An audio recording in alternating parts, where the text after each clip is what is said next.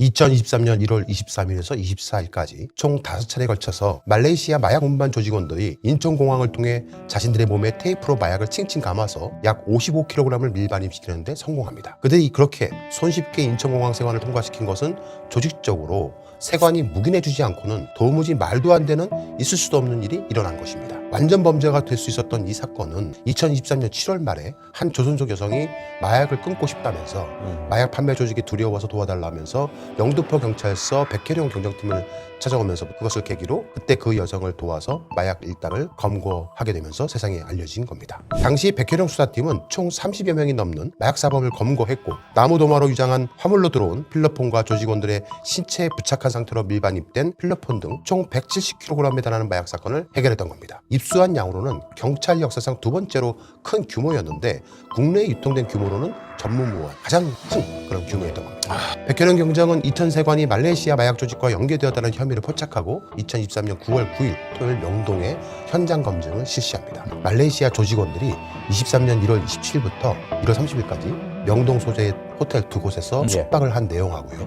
1월 27일 10시경에 한국 총책에게 마약을 건네준 사실과 그 장소를 확인까지 합니다. 그때 한국 총책이 타고 온 차량이 벤틀리였다고 합니다. 23년 1월 27일 당일 인천공항을 통해서 밀반입한 24kg을 차량 트렁크에 실어주었다는 사실까지도 확인을 했습니다. 이러한 구체적 내용을 명동 현장 검증을 통해서 확인을 한 백혜룡 경정팀은 2023년 9월 11일 월요일 날 김찬수 당시 영등포 서장을 찾아가서 이렇게 말을 합니다. 제가 2017년도에 인천공항 경찰단에서 수사과장으로 근무를 했습니다. 인천공항 안보 시스템만큼은 세계 최고입니다.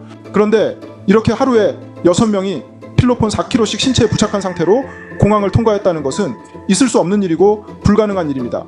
관세청이 열어주지 않고는 불가능한 사건이 발생한 겁니다. 단 한 명도 그 정도의 양을 부착한 상태로 공항을 통과해서 마약을 유통한 사례가 없습니다. 화물이나 선박미랑을 통해 암암리에 마약을 들여왔지 이렇게 대놓고 들여온 사건은 없었습니다. 이러다 나라 망합니다. 이거 정말 심각하네요. 나라 망하겠네요. 제가 지휘부에 보고하겠습니다. 그리고 지휘부 피드백 받아서 백경정에게 전달하겠습니다. 네, 이 사건이 세상에 알려진 것은 2023년 10월 10일 영등포 경찰서 백혜룡 수사팀이 대대적인 언론 브리핑을 하면서부터 세상에 알려지기 시작을 했습니다. 그렇죠. 이후에 세관 연루 의혹이 세상에 알려지기 시작을 했는데 백경정은 세관 의혹을 가지고 언론 브리핑을 준비하자 여러 곳으로부터 수많은 외압이 들어오기 시작을 했습니다. 그때부터? 예. 네. 하지만 백경정은 옷을 벗을 각오로 언론 브리핑을 강행한 겁니다. 자, 지금부터 경찰이 어떻게 조직적으로 백혜룡 경정의 언론 브리핑을 막으려 했는지 그리고 백경정을 오히려 찍어내서 지구대로 내쫓아 버렸는지 하나씩 말씀을 드리도록 하겠습니다. 잘 따라오시기 바랍니다.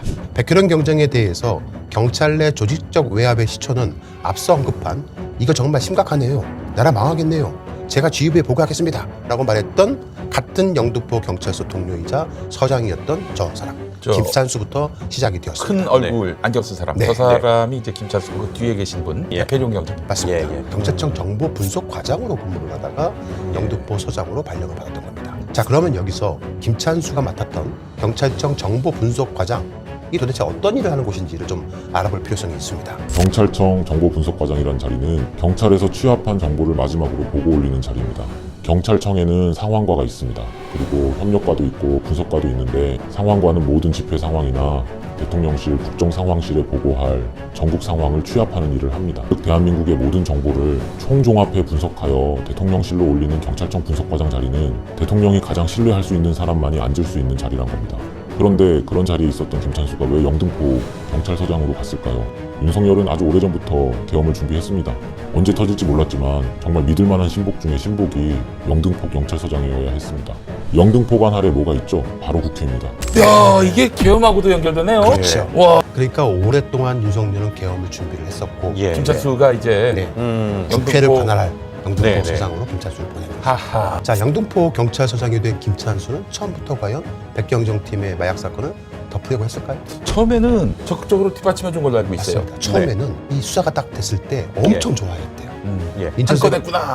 상부에서 즉시 서면으로 보고까지 합니다. 그래서 김찬수 영등포 서장은 부랴부랴 용산 대통령실 국정상황실 경찰 책임자 박현수 경무관에게 전화를 합니다. 서울경찰청장 대리. 네. 오. 형님, 저 큰 건 하나 해결했습니다. 대통령님께서 마약과의 전쟁을 선포하셨는데 제가 해결했습니다. 기뻐해 주십시오. 대한민국 최대의 마약 사건을 해결 중입니다. 그리고 인천세관과의 연루 의혹도 수사 중입니다. 칭찬해 주십시오. 이렇게 했을 겁니다. 네, 네. 자, 그런데 문제는 지금부터입니다.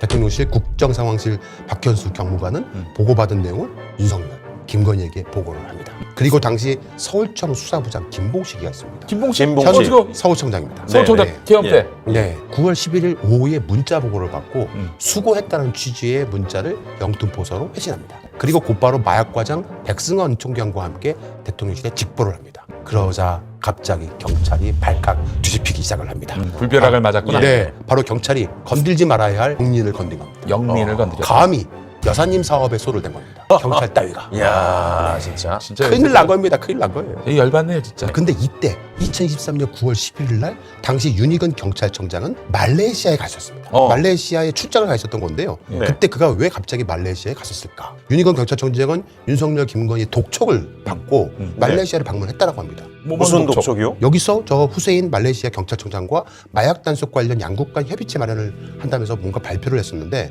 외관상으로 보기에는 한국과 말레이시아 간 마약 단속 관련 협의체를 마련한 행사처럼 보였는데 MOU처럼 네. 보여요. 전날 예. 저 당일날 말레이시아 마약 유통 조직 마이클은 필로폰 100kg을 쿠알라룸푸르 공항에서 선적을 하고 있었고 이 마약은 대한민국 세관을 무사 통과하도록 예정되어 있었던 겁니다. 김광호 서울청장이 2023년 9월 13일 김찬수 영등포서장에게 저녁에 전화를 합니다. 9월 14일 날 문구를 만들어서 안부 비공개로 오찬을 같이 하자라고 문자를 보냅니다. 대통령실이나 경찰청으로부터 용산에서 괘씸하게 보고 있으니 알아서 처신하라는 압력을 받기 시작했던 시점이 아니, 바로 저 때입니다. 이거 김찬수도 인간이었기 때문에 사적 자리에서 형님이라고 불렀던 백혜룡을 배신해야 했으니 어찌 나이는 더 많군요. 네. 백혜룡 경정님. 어찌 네. 인간적인 권위가 없었겠습니까? 네. 그러나 2023년 9월 18일 서울경찰청장이 주최한 이후에 백혜룡을 버리는 길이 내가 살 길이다 라고 마음을 굳혔고 자신이 꾸렸던 마약 수사 전담팀을 배신하는 길을 택하게 됩니다.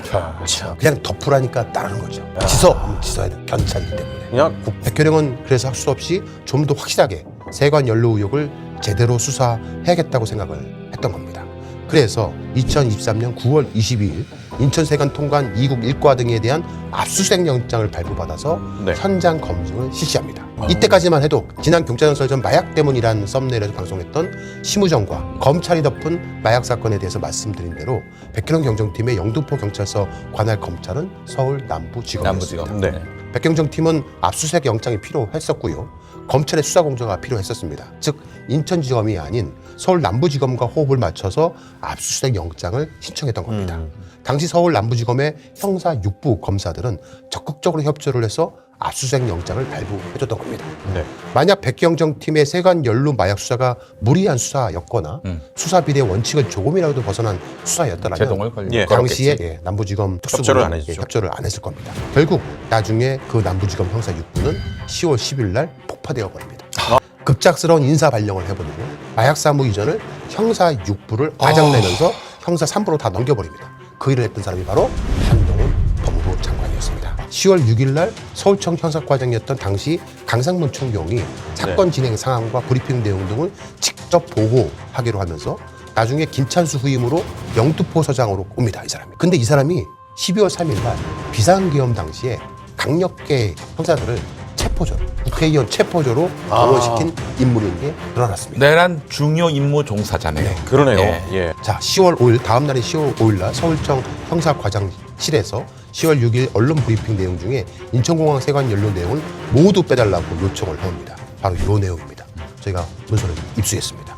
문제가 된 내용은 향후의 수사개혁 내용 중에서 필로폰 국내 반입 시에 입국 심사 및 통관 과정에서 문제점이 없었는지 살펴보는 한편 이라는 문구마저 빼라는 겁니다. 자, 그러자 백경정은 그런 문구마저 빼버리면 뭐 브리핑할 이유가 없는 거잖아요. 그렇죠. 그러니까 이제 그 당시에 인천공항, 김해공항으로 밀수입됐던 구체적인 내용이 다 삭제돼 버린 겁니다. 예. 필로폰 국내 반입 시 입국 심사 및 통관 과정에서 문제점이 없었는지 살펴봐야 한다는 예. 문구 자체도 빼버리라고 한 겁니다. 예. 결국 두 차례에 걸쳐서 문구 수정 요구를 모두 받아들이고 수용을 하고요. 나중에는 하다못해 신체에 필로폰의 부착이라는 문구마저도 빼라고 합니다. 그러는 네. 사이 10월 5일 날 백혜룡 경정에게 또 다른 한 통의 전화가 같은 경찰 조직에서 걸려옵니다. 바로 당시 서울청장을 비롯한 수사지휘부와 수사지휘라인도 없었던 서울경찰청 생활안전부장이었던 조병록 경무관이었습니다. 관세청도 정부기관인데 이 경찰이 관세청을 수사를 하면 정부기관끼리 싸우는 것으로 비춰질 수가 있지 않겠습니까? 자, 추후 사건이 불거지자 백경정은 조병로와 첫 통화를 녹음하지 못해서 확인차 전화를 하고 녹취를 합니다. 네. 다음과 같이 통화를 했는데 인천 세관장 통해가지고 그 국감이 앞서고 있어가지고 아마 그 관세청장하고 막 통화를 여러 번 한 것 같더라고요. 그때 부장님께서 하신 게 부장님 개인 의견이신 건지 아니면 다른 분의 의견을 전달하신 건지 제가 궁금해서 아닙니다. 인천 세관장이 제가 전에 세관부장 오기 전에 공항 경찰 단장을 했어요. 네, 그래가지고 이제 거기서 저한테 협조를 요청한 거예요. 저 조병로 저 사람은 수사 지휘 라인도 없었던 사람이었거든요. 뭘 이렇게 많이 알아? 근데 저 사람이 인천 세관장한테 전화까지 한 거예요. 자기가 뭐라고 해결해 주겠다고. 그렇지. 네네. 그리고 그거를 백현 경찰에 전화해가지고 예. 저런 얘기를 해버린 겁니다. 그러니까 예. 뭐 난리가 난 거죠. 야, 이 사람이 이종호, 김건희 예. 주가 조작 네. 네네. 2차 큰손 이종호 아닙니까? 라인이죠. 예. 이종호 라인. 그 이종호가 치안감으로 신신시켜준다고 네, 했던 맞습니다. 사람이 바로 예. 저 사람입니다. 조성모. 네. 예. 그리고 그 이종호는 김건희하고 연결돼 있고. 맞습니다. 대화만 놓고 봐도 아주 해맑은 인천 세관장은 사람입니다. 부정청탁을 한 거고요. 그렇죠. 그렇죠. 네. 그다음에 조병로는 네. 업무 방해를 한 겁니다. 자, 네, 이제 조병로한테 전화를 받은 인천세관 입장에서는 네. 이제 좀 힘을 얻었겠죠. 네. 인천세관의 정기섭 여행자 통관 2국장이 직접 백혜련 경장에게 전화를 합니다. 그리고 찾아오겠다고 하는 거예요. 예. 또 서울청 폭력계장 최영우 경장이 또 전화를 해가면서 또 자기도 영등포로 찾아가겠다고 합니다. 예. 뭐 갑자기 백혜련 경장한테 찾아오겠다는 갑자기 많아진 거예요. 거기다 국가수사본부의 마약 계정이었던 이주만 경장도 통화를 또 하면서 찾아오겠다고 막 하자. 예. 다음날 10월 6일 날 인천세관 통관 2국장 아까 말씀드린 정기섭 등 4, 5명이 직접 영등포 경찰서를 찾아옵니다. 그리고 백혜련 경장에 면담을 요청을 해요. 세관 간부들이 찾아와서 첫 마디가 네. 뭔지 아십니까? 죄송합니다. 관세청장 고강희호 관세청장님 지시로 왔습니다. 인천세관장은 김강호 서울경찰청장을 만나러 갔고 자신은 영등포 경찰서 형사과장을 만나러 왔다 라고까지 말을 하면서 사건을 어떻게 좀 조용하게 처리해 줄 수 없겠냐라고 부탁을 한 겁니다. 예. 또 외압을 하러 온 거죠. 그렇죠. 네. 예. 당시 5분가량 이어졌던 세관 간부들과 수사팀 면담 과정에서 백혜령 경장은 기자들이 마약 밀반입 과정을 물어보면 세관 구역 통관 과정을 확인해야 한다는 답변을 할 수밖에 없다라는 네. 취지로 말을 했고 이에 세관 측이 세관에 대해 언급을 안 할 수는 없냐라고 또 재차 물어서 수사 책임자에 대한 예의가 아닌 것 같다라고 말을 한 뒤에 돌려보냈다고 합니다. 네. 네. 그리고 저 정기섭 당시 여행자 통관 2국장은 지금 대륙 안주로 가 있습니다. 아, 그 범법인 네. 로펌. 네. 그리고 이규철 있었던데. 맞습니다. 예. 바로 그 윤석열 서울중앙지검장 시절에 예. 들어가서 네. 강아지 얘기만 하고 나왔다고 했던 바로 그 이규철. 박영수 특검의 대변인 기억하실 거예요. 네. 트렌치코트. 예, 네. 이규철이 있었던 데가 대륙 아주 로펌입니다. 다 연결이 돼 있어요, 이들은. 네. 2023년 10월 중순경에 김찬수 영등포 서장은 이제 대놓고 네. 10월에 영등포서 마약 전단팀 4개 팀 20여 명을 그 전단팀으로 꾸렸었는데 이 팀장들을 차례로 불러가지고 말레이시아 마약 조직원도 진술밖에 없는 이 사건을 왜 이렇게 진행하려고 하느냐라고 하면서 압력을 행사합니다. 잘한다고 그러다가. 그렇죠. 예. 네. 네. 수사를 못하도록 아예 방해를 한 겁니다. 예. 예, 결국은 수사팀은 뿔뿔이 흩어지게 됩니다. 그게 그 당시 외압 적개도입니다. 예. 어마어마하죠. 김강호 서울청장은 결국 10월 6일 세관연루 마약 사건을 영등포서에서 서울청으로 이첩하였다가 받을 곳이 없는 거예요. 줄 곳을 찾지 못하다가 그 당시에 서울청 광역수사단의 마약수사 대장이 이첩받기를 거부해버린 바람에 줄 곳을 못 찾는 겁니다. 그러다가 뺑글뺑글 돌다가 다시 10월 11일 날 영등포서로 되돌아갑니다. 되돌려준 거예요. 경찰 지휘부에서 세관연루 마약 사건 진행을 막으려다가 실패를 하자 검찰이 이제 전면에 나서서 백경정 팀의 수사를 방해하기 시작한 시점입니다. 바로 2023년 네. 10월 10일. 이때부터 백경정 수사팀의 수사를 검찰이 전면에 나서서 방해를 한 겁니다. 결국 백경정은 세관연루 마약 사건이 배후에 거학 대통령 예. 부부가 있다는 것을 인식을 하고 실체에 다가가기 위해서 위험을 무릅쓰고 언론에 인터뷰하기로 하면서 대외적으로 싸우기 시작을 합니다. 네. 이에 경찰청은 백경정에게 공보 준칙을 위반을 했다고 하면서 마약 수사팀을 와해시켜버리고 백경정을 화곡 지구대로 좌천시켜 버립니다. 남부지검이요? 네, 남부지검에서 검찰에서 건네주고 거기서 이 내용을 알지도 못한 그 검사 2명이 나서서 검사의 용어를 쓰는 게 아니고 판사의 용어를 쓰면서 현 단계에서 필요 없다 다 기각을 시켜요. 경찰서장이었던 김찬수는 2024년 1월 말경에 누군가가 60대 초반의 백발 남성이 영등포 경찰서를 찾아와서 김찬수 서장을 대동하고 점심시간에 영등포 경찰서를 싹 같이 산책하는 모습을 연출을 해요. 그러면 다 볼 거 아니에요. 그렇죠. 네. 예, 용산에 충성을 하면은 영전한다는 메시지를 준 겁니다. 그리고 결국 김찬수는 마약세관 연루 사건을 잘 덮은 경로를 인정받아서 2024년 대통령실 자치행정비서관으로 영전되어 갑니다. 아이고 참. 그리고 저 김찬수는 2025년 2월 대통령실 국정상황실 행정관으로 파견 발령이 나면서 경무관으로 승진합니다. 그 꿈에 그리던 네. 어. 거기다가 저 조지호 서울청장은 재직 시에 백효령을 징계를 먹여서 좌천을 시킨 직후에 경찰청장으로 영전합니다. 그리고 내란 중요 임무 종사자로서 구속 수사를 받았죠. 네. 예. 거기다가 또 당시 수사 이첩을 지시하고 수사를 방해했었던 서울경찰청 김봉식 수사부장 2계급 승진하면서 영전에서 서울경찰청장까지 역임하게 됩니다. 김병찬 당시 서울청 광역수사단장은 서울청 수사부장을 거쳐서 국가수사본부 수사국장으로 영전이 되었었고요. 그는 김봉식의 뒤를 이어서 서울청 수사부장이 되면서 외압을 지적했던 인물이기도 했었습니다. 또한 국가수사본부 이주만 마약계장은 총경으로 승진을 했습니다. 이주만 마약계장 외에 수사 외압과 사건을 이첩하라고 했던 관련 지휘란에 있었던 모든 고위직 경찰 관련 인사들은 요직에서 건재하고 있습니다. 건재예요. 지금 아직도 현직이에요. 거기다가 강상문 서울 영등포 경찰서장으로 이동했던 사람은 백혜령을 전담 마크하면서 직접 사건의 마침표를 찍을 수가 있었던 겁니다. 자, 그런데 말입니다. 실로 믿기 힘든 음모가 저희 열린공감TV로 제보가 되었습니다. 백혜령 경장을 찍어내기 위해서 경찰 조직은 감찰에 들어갑니다. 백 경장을 감찰 조사. 뒷조사를 한 거지. 전형적인 방법이죠. 이게 사유가 세간 피의자 중에 한 명이 국민신문고에 진정을 냈다라고 하면서 감찰을 한 거예요. 그래서 백혜령 경장이 국민신문고 진정 내용이 허위의 사실이고 무고다라고 주장을 하면서 도대체 누가 어떤 사유로 진정을 냈는지 진정 내용을 알려달라고 정보 공개 요청을 했거든요. 할 수 있어요.